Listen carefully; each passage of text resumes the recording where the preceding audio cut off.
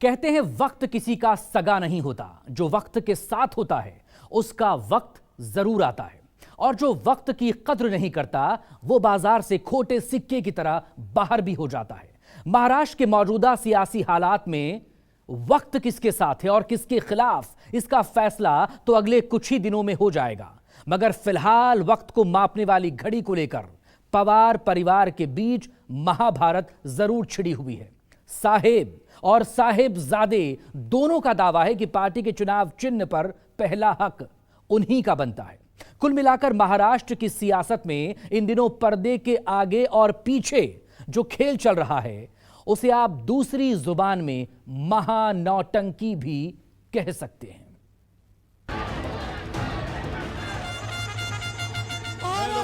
बुलंद आवाज, शरद पवार अंगार है, शरद पवार तुम संघर्ष करो। जोरदार टाळ्यामध्ये स्वागत झालं पाहिजे। आदरणीय अजित दादा तुम आगे बढ़ो, अरे अजित दादा तुम आगे बढ़ो। न साहेब जीते न साहेबजादे हारे, न भरोसा जीता न बगावत हारे, न चाचा जीते न भतीजे हारे, न पवार जीते न पवार हारे, क्योंकि न तो शरद पवार जीते और न ही अजित पवार हारे। अजित दादा संघर्ष करो, अजित दादा संघर्ष करो। उम्मीद थी कि बुधवार को पवार परिवार का पलड़ा एक तरफ झुक जाएगा, मुकाम की तरफ मुड़ेगी पार्टी, पर सर्वस्व वर्चस्व की लड़ाई, और इस तरह तय हो जाएगा कि आखिर महाराष्ट्र की सियासत का सबसे पावरफुल पवार कौन है। मगर ऐसा कुछ हुआ नहीं। हुआ यह कि पवार बनाम पावर के T20 का मैच पहले इंडियन पॉलिटिकल लीग में बदलकर टाई हो गया और फिर रोमांचकता की सारी हदें पार करता हुआ सुपर ओवर में पहुंच गया। इसकी शुरुआत पवार बनाम पवार के शक्ति प्रदर्शन के साथ हुई। शरद पवार की अगुवाई में जो बैठक हुई उसमें पार्टी के कुल 16 विधायक हाजिर रहे। उधर अजित पवार गुट की बैठक में शामिल होने वाले विधायकों की संख्या 31 पहुंच गई। 6 विधायक किसी गुट की बैठक में शामिल नहीं हुए। इनमें नवाब मलिक अभी जेल में है। आंकड़ों में भले अजित पवार फिलहाल अपने चाचा के मुकाबले मजबूत दिखाई दे रहे हैं, मगर पार्टी पर कब्जे की लड़ाई में उनका पेंच फंस भी सकता है।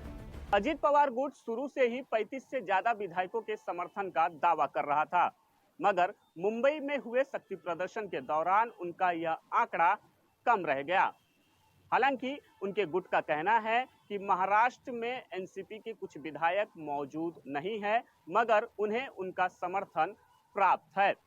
अगर उनका यह दावा गलत साबित होता है तो एनसीपी पर कब्जे की अजित पवार की कोशिश फेल तो होगी ही, वो मुसीबत में भी फंस सकते हैं। शक्ति प्रदर्शन के बाद शरद और अजित की सियासी जंग अब पार्टी पर कब्जे की तरफ आगे बढ़ चुकी है। दोनों गुटों की इस जुबानी जंग में इसकी गूंज साफ साफ सुनी भी जा सकती है। आपलं 2004 ला सगळ्या भुजबळ साहेबांच्या नेतृत्वाखाली, आर पाटलांच्या नेतृत्वाखाली एवढं चांगलं काम आपण केलं की आपले 71 आमदार आले, काँग्रेसचे 69 आमदार आले। त्याच्यामध्ये सोनियाजींनी विलासरावांना सांगितलं की सगळ्यात जास्त जागा त्यांची आलेल्या आहेत, आता आपल्याला त्यांना मुख्यमंत्री पद द्यावं लागेल। देशाच्या प्रधानमंत्र्यांनी 8 दिवसाच्या पूर्वी एक भाषण केलं, मला तो भोपाळला मध्य प्रदेशमध्ये, आणि त्यांनी सांगितलं की काँग्रेस पक्षाने इतक्या लाख कोटीचा भ्रष्टाचार केला, राष्ट्रवादी काँग्रेस पक्षाने 70 लाख कोटीचा भ्रष्टाचार, 70,000। आणि हे सांगत असताना राज्य सरकारी बँक आणि इथं फार बंधारे खातं याचा उल्लेख केला।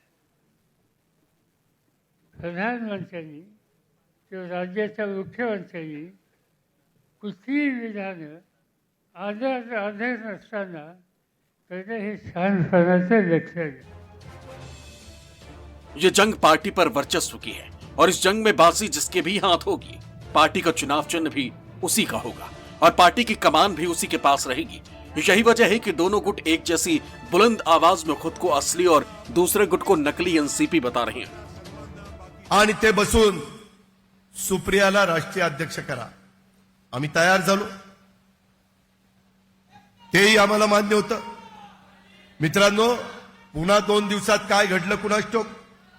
त्याच्यातनं सांगितलं की आता मी मागे घेतो राजीनामा मागे घ्यायचा होता तर दिला कशाला, तेही मला कळलं नाही. काय कशात काही कमतरता नाही. त्यामुळे कोणी सांगत असेल की चिन्ह आम्ही घेऊन जाऊ, चिन्ह जाणार नाही, जाऊन देणार नाही.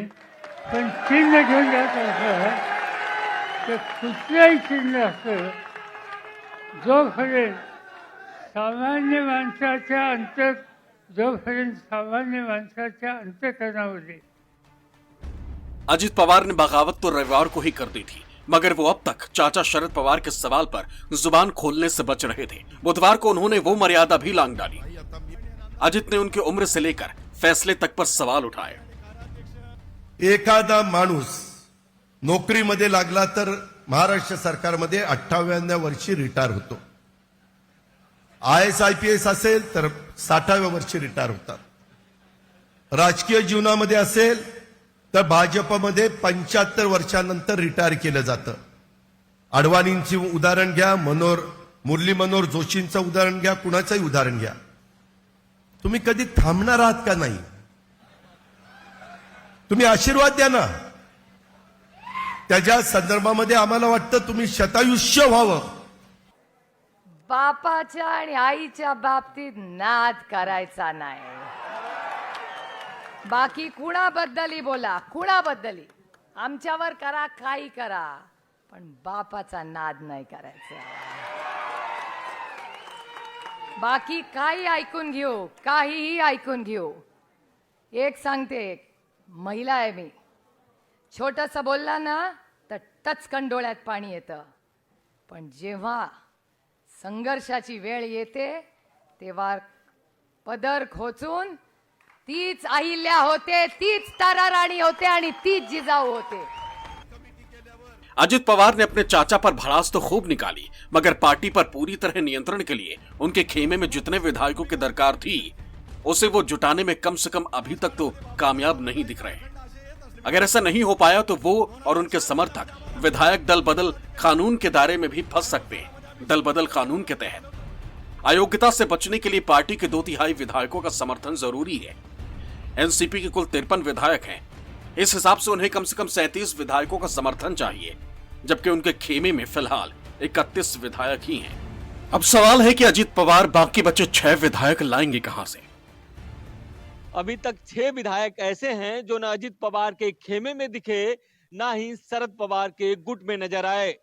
जिनमें से एक विधायक नवाब मलिक हैं जो फिलहाल जेल में बंद हैं. इसलिए अगर अजित पवार को दल बदल कानून के दायरे से बाहर आना है तो सबसे पहले उन्हें बाकी बचे 5 विधायकों का समर्थन चाहिए, जो फिलहाल इतना आसान नहीं है. इसकी वजह यह भी है कि पिछले 3 दिनों में अजित पवार के गुट में शामिल 3 नेता बगावत छोड़कर शरद पवार के खेमे में वापस आ चुके हैं. ये देखिए, अजीत पवार साहब के साथ बहुत सालों से काम किया है. जब से मैं पार्टी में आया हूँ तब से काम किया है. वो पूना के गार्डियन मिनिस्टर थे और एक अलग मीटिंग के लिए मैं वहाँ गया था, तो ये लाजमी है मैं वहाँ उपस्थित था. लेकिन क्या ये निर्णय मुझे पसंद है, तो इसका मतलब ये नहीं होता कि मुझे निर्णय पसंद है. और मैंने फौरन कल ही मैंने ट्वीट करके, राधे ने ट्वीट करके बताने वाला मैं पहला बंदा था जिन्होंने ये बोल दिया कि मैं इस निर्णय के साथ नहीं हूँ और मैं पूरी तरह से आदरणीय पवार साहब के साथ खड़ा हूँ. देखिए, विधायक कहाँ पहुँचे, कितने पहुँचे, उसमें हमें कोई मतलब नहीं है. जो कुछ है वो लड़ने के लिए हम लोग तैयार है. वो लड़ाई की शुरुआत आज से हुई है और बहुत ज़ोरदार शुरुआत हुई है. जो विधायक उधर गए हैं उन्हें और कुछ दिन के बाद पछतावा होगा कि हम लोगों ने गलती किया, और वो वापस आएंगे. अगर नहीं वापस आए तो वो चुन के आने की संभावना कोई नहीं है. ऐसा नहीं है कि इस तमाम सियासी महाभारत के बीच सिर्फ एनसीपी के ही घर में आग लगी. महाराष्ट्र सरकार में अजित पवार के शामिल होने से शिवसेना के शिंदे गुट के विधायकों को भी तगड़ा झटका लगा. कल तक जिनकी नजरें मंत्रिमंडल के फेरबदल में किसी मंत्रालय पर टिकी थी, वो बेचारे अब बड़ा दिल रखने की बात कहने को मजबूर हैं. हमसे तो नहीं, लेकिन साहब से हुई होगी, इसलिए तो ये सब धमाका हो गया है. और ये सब दोनों मुख्यमंत्री उप मुख्यमंत्री साहब ने मिलजुल के कर लिया है, इसलिए नो टेंशन। देखिए सरकार तो स्थिर थी, तो जरूरत क्या थी कि एनसीपी को शामिल अरे राजनीति में कैसा कभी क्या हो सकता है, उसका ये उदाहरण है। और देश के मजबूत के लिए ऊपर का एक करने के लिए ये सब हुआ है। अरे हम बहुत खुश है, हम जो चाहते हैं वो करके दिखाते हैं, यही तो हमारी पहचान है।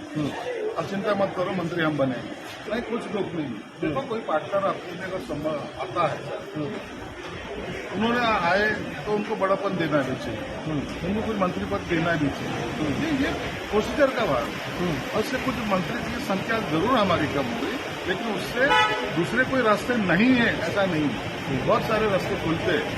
और सीएम साहब, डिप्टी सीएम साहब, ये बड़े लोग, उन्होंने सब सोच के रखा है।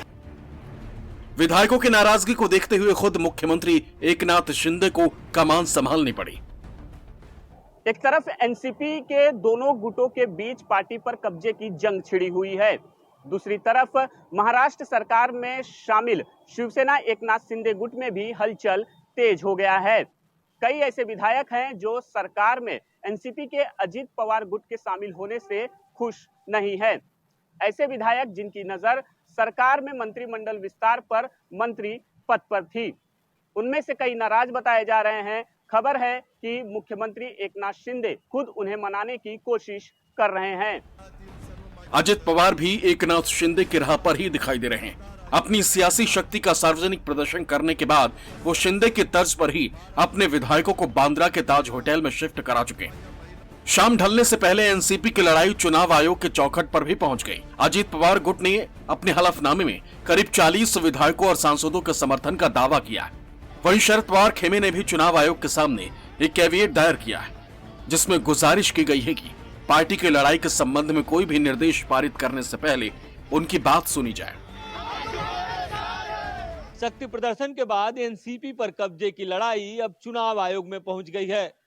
दोनों ही गुट खुद को असली और दूसरे को नकली एनसीपी बता रहे हैं।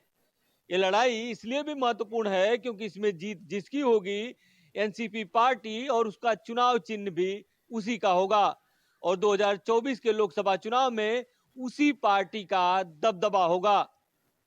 राहुल पांडे के साथ इंद्रजीत सिंह, न्यूज़ 24, मुंबई। तो शिवसेना के बाद अब एनसीपी महाराष्ट्र में फिलहाल जारी है महा नौटंकी। एक छोटे से ब्रेक के लिए हम रुकेंगे, फौरन हाजिर होंगे। आप देखते रहिए न्यूज़ 24।